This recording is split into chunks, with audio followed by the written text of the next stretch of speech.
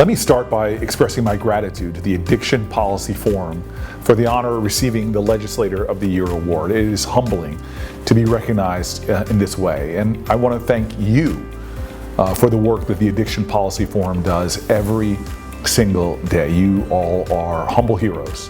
It's the work that you do to advance the conversation around the science of addiction, and what it really is, and how we can better address it from a public health approach that supports and informs the legislation that I fight for. As a legislator, I feel a duty to address the injustices of the criminal justice system and what it does to people who are struggling with addiction and mental health issues. I, alongside some great colleagues in Congress, have had the opportunity to help transform the criminal justice system at the federal level that's really ravaged our communities for too long and turned the U.S. into the world's leading incarcerator. As the fourth ever popularly elected black person in the United States Senate, I understand this very personally. I live in a black community, a majority black community, and I've seen how the criminal justice system is disproportionately impacting the lives of so many low-income Americans, veterans, and minority groups. I'm grateful for the advocacy, for the activism, and the work for racial and social justice of those who are part of this great group. I know that the promises of the ideals of this nation are in so many ways still only promises. Much of our public policy has been mired in biases that have existed since our country's founding. Biases against race, biases against disabilities, biases against the low-income people. These biases persist in the criminal justice system, and unfortunately, they infect our approach to substance abuse. The war on drug is really, if you look at the war on drugs, you see it's really a story of how our country's laws are badly enforced.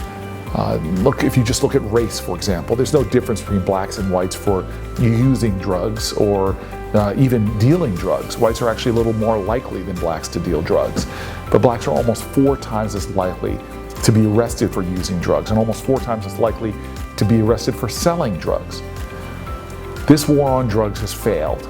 It's failed people who are struggling with healthcare issues, with addiction. It's failed people of color. It's failed to be a level playing field for you no matter how much money you have in your pocket or if you have a big bank account or not. It's failing our ideals. It's failing our common values as a country.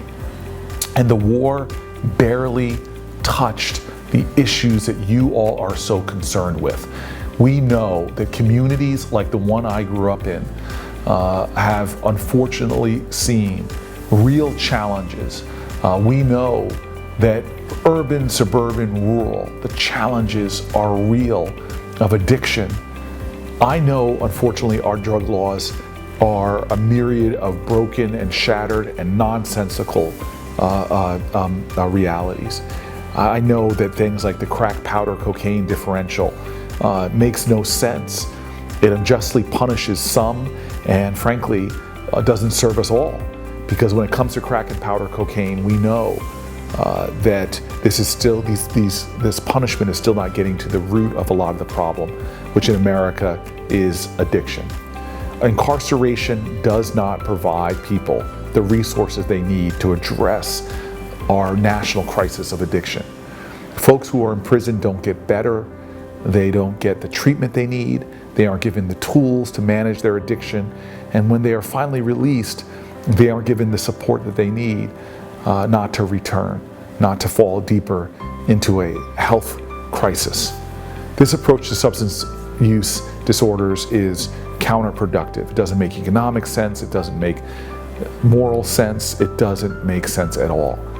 And after decades of experience and research, what we know now means that the system that I'm describing is just indefensible.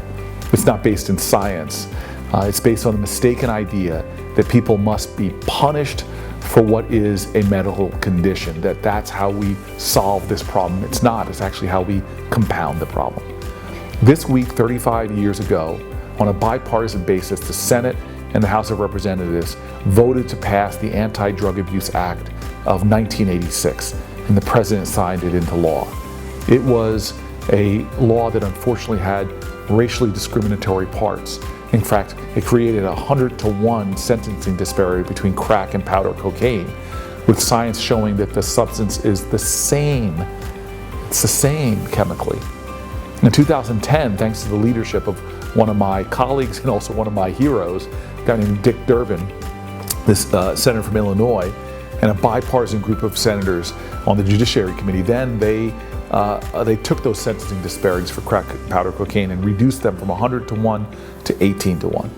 In 2018, with the bipartisan passage of the First Step Act, that bill was finally made retroactive. And we have seen thousands of people liberated from federal prison who are unjustly sentenced. I'm proud of that progress.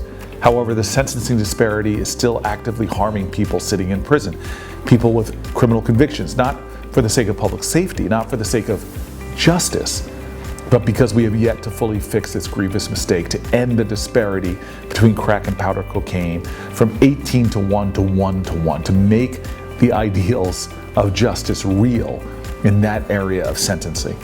So, Senator Durbin and I have introduced the Equal Act, which is our opportunity to do better as a nation, to step up and do what is right, to get rid of the unfair, ineffective crack, powder, cocaine sentencing disparity.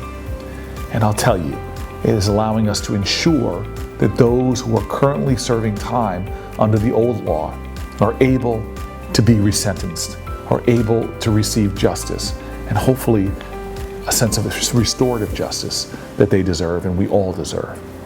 Last month, the House of Representatives passed this Equal Act with broad bipartisan support.